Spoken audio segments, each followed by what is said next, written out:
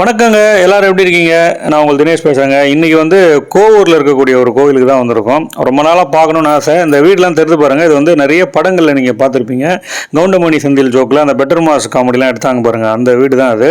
அப்படியே பாருங்கள், அந்த வீடெலாம் வந்து கொஞ்சம் தோற்றம் மாறி இருக்குது. அந்த படத்தில் வரக்கூடிய தெரு எல்லாமே தெரிந்து பாருங்கள். இந்த வீட்டில் தான் ஒரு திண்ணை இருக்கும். அங்கேருந்து கவுண்டமணியும் செந்திலும் உட்காந்துருப்பாங்க. இப்போ அந்த இடத்துல வந்து செவர் கட்டியிருக்காங்க பாருங்கள். இதுக்கு பேரு மேண்டில். இதுலதான் பளீர்னு வெளிச்சம் வர்றது. இதுல எப்படி ஏறியே போங்கண்ணே. என்ன அதுக்கெல்லாம் உடைச்சு விட்டீங்க? அந்த இடத்துல இருந்து தான் இப்போ நான் பேசிகிட்டு இருக்கேன். கோவிலுக்கு பக்கத்துலேயே இருக்குது இந்த இடம். நம்ம இன்றைக்கி கோவிலுக்கு வந்த இடத்துல இந்த வீடையும் பார்த்தோன்றதால தான் காமிச்சிட்ருக்கோம். சரி வாங்க கோவிலுக்குள்ளே போகலாம். கோவில் அந்த வளாகத்தில் பாருங்கள், இந்த ஃப்ரண்டேஜ் இந்த இடத்துல தான் நிறைய படங்கள் வந்து ஷூட்டிங் எடுத்த இடம் இது. ரஜினிகாந்த், கமலஹாசன் பழைய படங்கள் எல்லா இடத்துலையுமே இந்த கோவூர் கோவில் வந்து வந்திருக்குங்க. அந்த ஒரு கோவில் தான் அது. நம்ம உள்ளே போகலாம் வாங்க, எப்படி இருக்குன்னு பார்ப்போம். இந்த கோவில் பார்த்தீங்கன்னா சென்னையை சுற்றி உள்ள ஒரு நவகிரக ஸ்தலங்கள் இருக்குது, முக்கியமான சிவன் கோவில்கள். அதில் வந்து அந்த புதன் கிரகத்துக்கான கோவில் தான் இந்த கோவூர் சிவன் கோவில். இது வந்து சுந்தரேஸ்வரர் ஆலயம் அப்படின்னு சொல்லுவாங்க. இந்த கோவிலை வந்து நம்ம பார்க்கலான்ட்டு தான் வந்திருக்கோம். ரொம்ப நாளாக இந்த கோவிலுக்கு வரணுன்ற ஆசை இருந்துச்சு. சென்னையில் இருக்கக்கூடிய முக்கியமான அந்த 9 நவகிரக கோவிலில் வந்து குன்றத்தூர் ஒரு கோவில் வரும். அப்புறம் பொடிச்சலூர் சிவன் கோவில், சோமங்கலம், ஒரு சில கோவிலில் நம்ம சேனல்லே இருக்குங்க. அதனால் இன்றைக்கி இதை வந்து பார்க்க போகிறோம் நம்ம.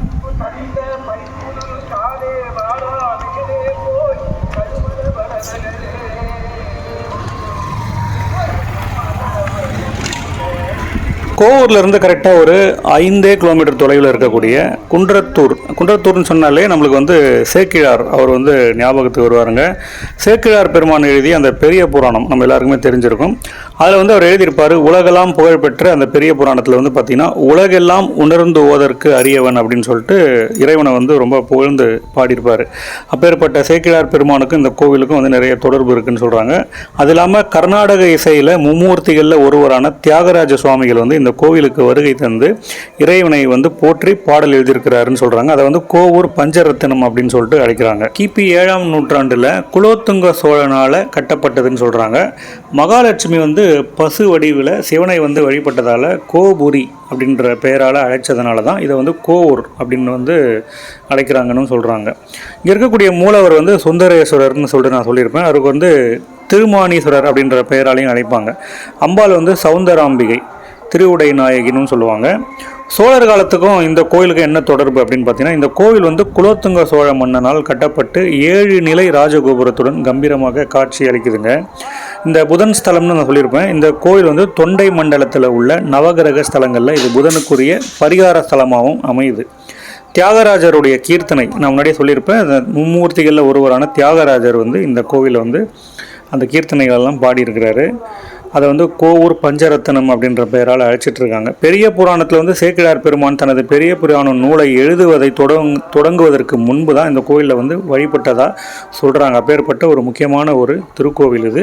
இந்த கோவில் பார்த்திங்கன்னா ரொம்ப சின்ன ஒரு கோவிலுங்க. இது நிறைய சன்னதிகள் இருக்குது, ஆனால் பார்த்திங்கன்னா ரொம்ப சிறியதான ஒரு கோவில். நம்ம பெருசாக இருக்கும் அப்படின்னு சொல்லிட்டு ரொம்ப எதிர்பார்த்து வந்தோம், ஆனால் அந்த அளவுக்கு இந்த கோவில் இல்லை. ஆனால் உள்ளே வந்து நல்ல ஒரு தெய்வ வழிபாடெல்லாம் பண்ணுறதுக்கு ரொம்பவே நல்லாவே இருக்குது.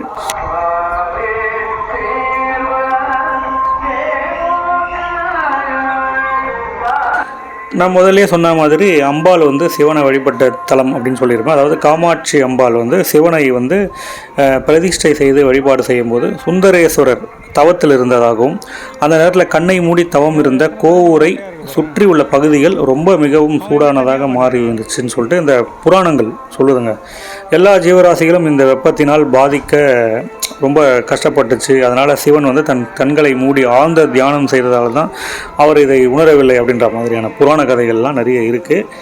இது வந்து நம்ம புராணத்தை தழுவி சில விஷயங்கள் இருந்தாலும் இந்த கோவிலை பற்றி நம்ம சொல்லும்போது இது நவகிரக ஸ்தலம், அதாவது கிரகங்களுக்கான ஒரு முக்கியமான ஸ்தலமாக இது வந்து அமையுது. அதில் புதன் கிரகம், புதனுக்கான பரிகாரம்லாம் வந்து இந்த கோவிலில் வந்து பண்ணுறாங்க.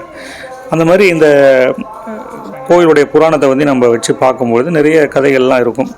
அதுக்கப்புறம் வந்து பூலோகத்திற்கு மகாலட்சுமியை அனுப்பி சிவனை வந்து தவத்தை கலைத்து பூமியை வந்து காப்பாற்றினார் அப்படின்னு சொல்லிட்டுலாம் சொல்லியிருப்பாங்க. கோ அப்படின்னு சொன்னால் பசுன்னு சொல்லுவாங்க. அதுக்கு மறுபெயரும் உண்டு. ஆராதனை நடத்திய இடம் என்பதால் கோவூர் என்ற பெயரும் இந்த ஊருக்கு வந்துச்சுன்னு சொல்லுவாங்க. கல்வெட்டுகளும் மற்றும் சில சிற்பங்கள்லாம் ரொம்பவே அழகாக இருந்துச்சுங்க. இந்த கோயிலில் வந்து சிவ ஆராதனை நடத்திய இடம் என்பதால் இந்த இடத்துல வந்து கோனா பசுன்னு சொல்லியிருக்கோம்ல, அந்த மாதிரி அதை வச்சு தான் இந்த டோட்டல் இதுவும் வந்திருக்கு. ஓகேங்க, இப்போ இந்த கோவில் வந்து நாங்கள் பார்த்து முடிச்சிட்டோம். நாங்கள் எதிர்பார்த்து வந்த அளவுக்கு ரொம்ப ஒரு பெரிய கோவிலாக இருக்கும்னு நினச்சோம். ஆனால் கோவில் வந்து சிறிய அளவில் தான் இருக்குது. இருந்தாலும் இந்த கோவில் வந்து வழிபாடு செஞ்சுட்டு ரொம்ப ஒரு மனநிறைவை வந்து தருது. நீங்களும் வாய்ப்பு இருந்தால் அந்த கோவிலுக்கு வந்து வழிபடுங்க. நன்றி, வணக்கம்.